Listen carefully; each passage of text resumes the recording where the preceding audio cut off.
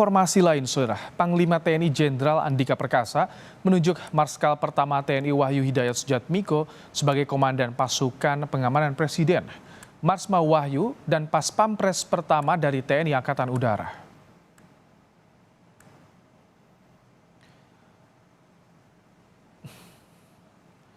Pengangkatan ini tertuang dalam surat keputusan Panglima TNI tertanggal 27 Juni tentang pemberhentian dari dan pengangkatan dalam jabatan di lingkungan TNI. Terakhir, Marsma Wahyu menjabat sebagai Wakil Komandan Pas Pampres. Marsma Wahyu merupakan lulusan Akademi Angkatan Udara 1993 dari Korps Komando Pasukan Gerak Cepat atau Kopasgat dan segera dilantik jadi Dan Pas Pampres. Sementara Dan Pas Pampres Maijen Tribudi Utomo segera dilantik menjabat sebagai Pangdam 6 Mula Warman.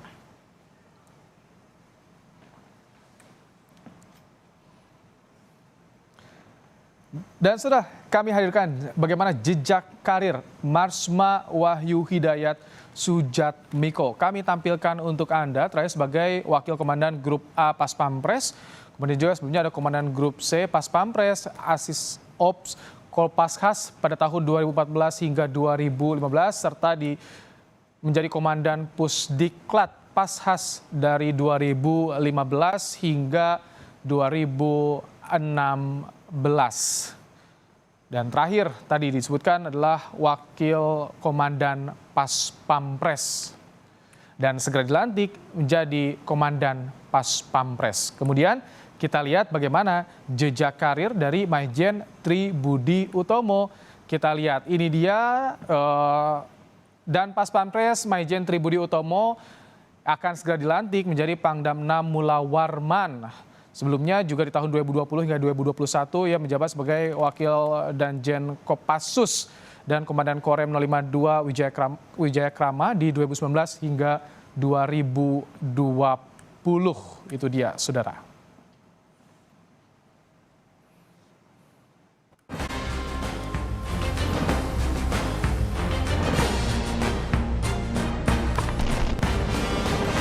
Keputusan Panglima TNI Jenderal Andika Perkasa menunjuk Marsikal Pertama TNI Wahyu Hidayat Sujatmiko sebagai Komandan Pasukan Pengamanan Presiden menjadi sejarah baru.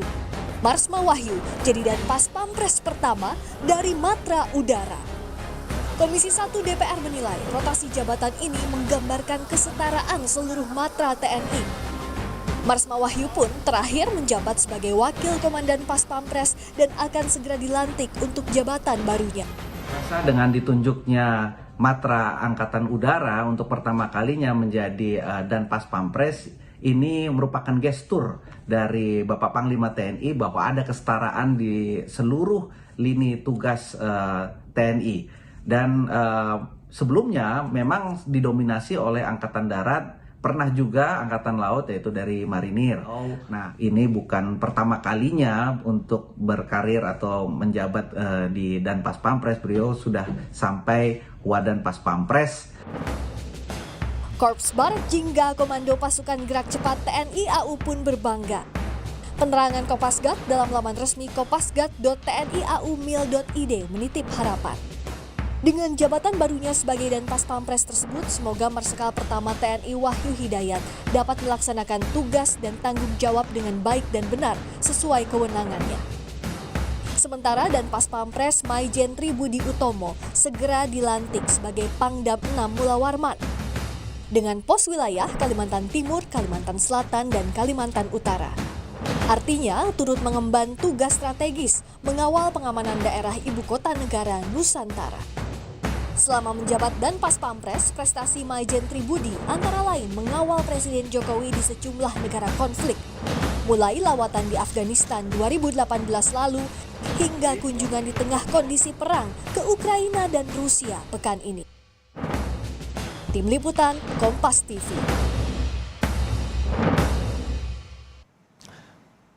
Pertama kali, Komandan Pas Pampres akan dijabat dari TNI Angkatan Udara. Kita akan bahas bersama pengamat militer Susaning Tias Kertopati. Assalamualaikum, selamat petang Bu Susan. Assalamualaikum warahmatullahi wabarakatuh. Selamat petang, Mas. Baik, Bu Susan, apa yang Anda baca dari pengangkatan Marsma Wahyu Hidayat sebagai dan Pas Pampres? Belum dilantik sih, tapi sudah ada penunjukannya, Bu Susan. Ya, kalau saya melihat begini ya, kalau soal mutasi di tubuh TNI Polri itu suatu hal yang biasa. Itu adalah rutinitas di mana memang tentu seseorang tidak bisa selamanya menjabat.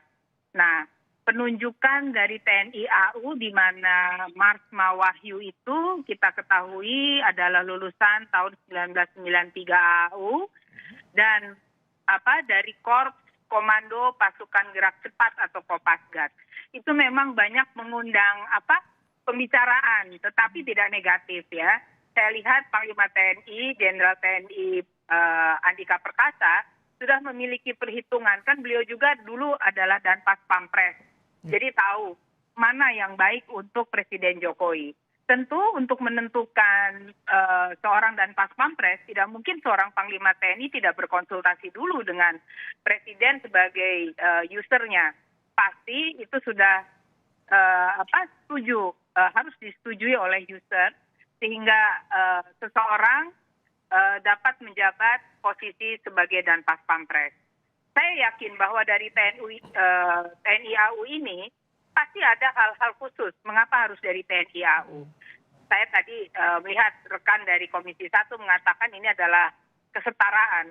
Saya lihat ini bukan hanya soal kesetaraan, tetapi pada perkembangan dinamika yang ada membutuhkan keahlian dari seseorang yang berasal dari TNI AU, khususnya Kopasgat. Emang tantangannya apa, Bu Nuning, ke depan sebagai Danpas Pampres? Kita tahu kan sekarang ini bahwa terjadi perang cyber, lalu kemudian perang hoax dan lain sebagainya. Memang kalau dilihat semata, seperti tidak ada hubungannya dengan mengapa itu TNI AU.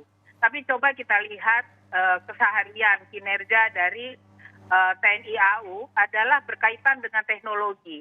Teknologi yang ada di pesawat, lalu kemudian bagaimana merancang keamanan dirgantara. Itu tentu harus paham cyber, karena kalau tidak, maka itu tidak akan bisa berjalan dengan baik. Saya yakin selain soal ini, pasti ada dalam diri Marsma Wahyu yang sebentar lagi menjadi Marsda Wahyu ini, ada sesuatu yang membuat dirinya ditunjuk sebagai Danpas Pampres. Mungkin juga loyalitas yang tinggi, ketangkasan, lalu kepekaan dan kepribadian yang mungkin yang saya ketahui yang bersangkutan itu memiliki kepribadian yang ramah dan humble ya. Memang sangat sulit ya apabila seorang presiden seperti Pak Jokowi yang begitu supel ramah memiliki seorang Danpas Pampres yang mohon maaf dalam tanda kutip berwajah kenceng ya. Karena itu akan mengundang juga antipati dari masyarakat gitu. Harus ada ketegasan, tetapi bisa bergaul dengan baik. Lalu kemudian kita ini kan kalau kita melihat seorang presiden juga harus menjadi pelayan bagi rakyatnya ya. Jadi bukan soal seseorang itu berkuasa lalu maunya sendiri gitu. Nah ini sekarang sudah berubah zamannya. Sehingga dibutuhkan orang yang juga mampu memiliki kepiawaian untuk mempengaruhi publik sedemikian rupa. Baik, jadi bisa menyesuaikan juga bagaimana dengan sikap dan juga gerak presiden yang kita lihat luas berhadapan dengan warga seperti itu, Bu Nuning. Ya, siap, betul. Bu Nuning, kalau dari rekam jejak Marsma Wahyu, apa saja sih yang Anda lihat ini jadi keunggulan nih dari Marsma Wahyu? Ya, yang bersangkutan kan pernah juga aktif di lembaga pendidikan ya kalau tidak salah ya.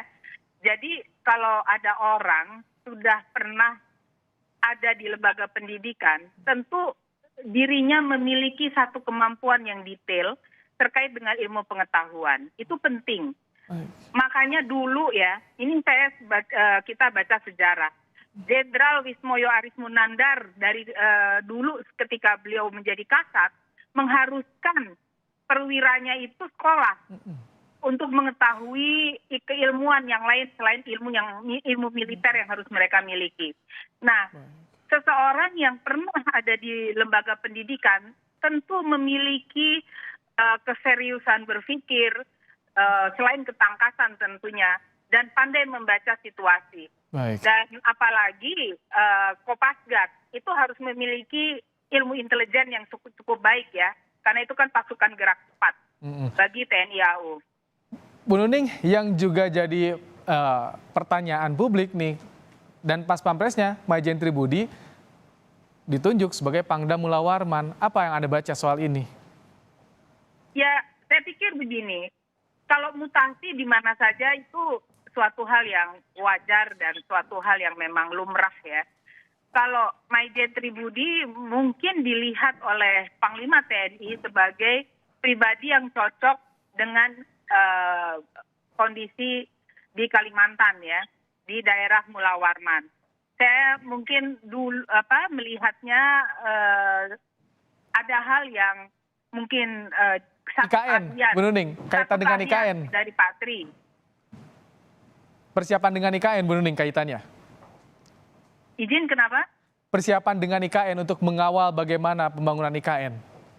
Oh tentu saja, karena memang itu kan tadi saya katakan bahwa dilihat bahwa Pak Tribudi ini memiliki pengetahuan yang cukup terkait dengan daerah yang akan dipimpinnya ya, sekitar Kodam Mula Warman tersebut. Sehingga entah itu budaya, lalu kemudian perekonomian dan lain sebagainya. Saya yakin pasti Panglima TNI memilihnya bukan begitu saja ya, tetapi melalui Wanjakti yang tentu digodok itu ada 2 bulan, 1 bulan ya, sehingga mengetahui siapa yang cocok ada di wilayah tersebut. Tantangannya bagi Majen Tribudi nanti ketika sudah dilantik sebagai Pangdam Mula Warman, apa sih? Karena perpindahan IKN dalam waktu dekat nih sudah mulai persiapan-persiapannya, Bu Nuning. Ya, tentu sebagai Pangdam harus paham gelar ya, gelar militer yang harus dirinya lakukan di sana. Kan kenapa itu IKN juga dipilih, tentunya termasuk ada hal yang positif bagi gelar pertahanan dan keamanan di Indonesia. Nah, itu yang harus dimiliki oleh seorang Pangdam Mula Warman. Bukan soal dirinya itu mengetahui masalah militer saja, tetapi juga paham komunikasi antar budaya, komunikasi masyarakat yang ada di sana, dan piawai dalam merangkul tokoh-tokoh masyarakat, tokoh agama di sana. Itu penting karena memang tugas di masa damai ini lebih banyak seperti itu, gitu. Jadi kan kita tidak ada perang konvensional yang frontal gitu ya, sehingga hal-hal yang kiranya dapat menyulut masalah di sana dihadirkanlah seorang Pangdam yang diyakini oleh seorang Panglima TNI memiliki kemampuan-kemampuan tersebut. Baik, jadi mutasi kali ini bisa dikatakan mutasi yang positif, bisa menjawab tantangan ke depan seperti itu, Bu Nuning. Insya Allah. Apakah Anda punya catatan-catatan soal mutasi ini agar mensukseskan semua program yang dicanangkan oleh pemerintah? Sejak saya masih jadi anggota Komisi 1 DPR, catatan saya hanya satu, bahwa Wanjakti jangan based on like and dislike. Itu bahaya.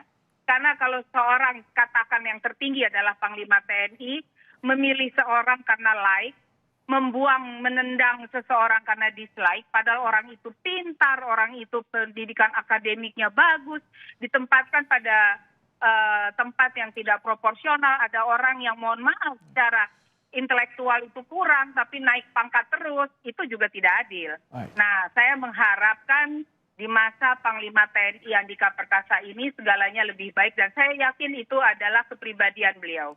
Baik, amin. Semoga semuanya lancar mengemban tugas barunya nanti ketika sudah dilantik. Terima kasih, Bu Nuning. Terima kasih, selamat sore. Assalamualaikum warahmatullahi wabarakatuh. Waalaikumsalam warahmatullahi wabarakatuh. Itu tadi Susaning Tias Kertopati, pengamat militer yang telah memberikan pandangan soal mutasi jabatan di TNI.